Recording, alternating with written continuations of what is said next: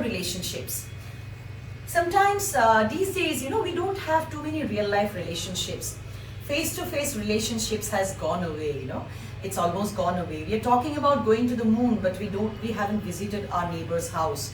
We don't go to our relative's place.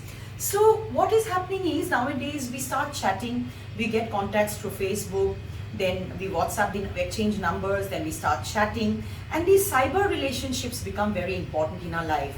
The cyber relationships may be sexual or non-sexual in nature, but even if they are non-sexual, they will hamper with your real life relationships. They will gradually pull you towards a world of virtual reality, and gradually you will not be able to connect with people in your real world. I must tell you, people who have social anxiety disorder are more vulnerable to develop cyber relationship addiction. But I would also tell you, anybody who's lonely, anybody who has disturbed interpersonal relationships in real life, anybody who's anxious or depressed, or anybody who has self-esteem issues would also be more vulnerable to develop cyber relationships.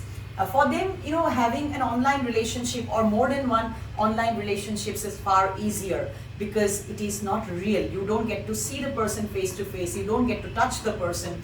It is much less threatening.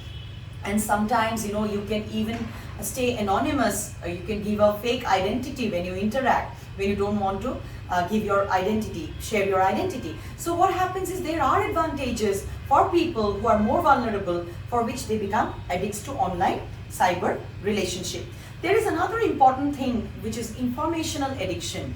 I saw something like all of us are aware of it, infodemic during the COVID-19 pandemic. COVID-19 pandemic is still happening, of course. We have seen the third wave also. But a lot of information was there available on the internet, and a lot of people went through the information to know more about the virus, more about the disease, etc. And they had informational overload, because of which they started having other psychological disorders because they couldn't handle this information. They got scared. They had anxiety, they had stress, they had depression, etc. They had panic attacks.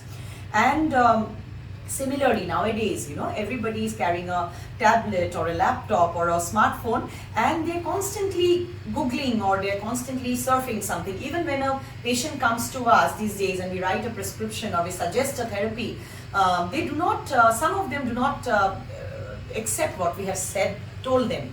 They instead go out and then they start Googling, and then they're checking out what is the composition of the medicine, what are the side effects, what is the outcome of cognitive behavior therapy, etc.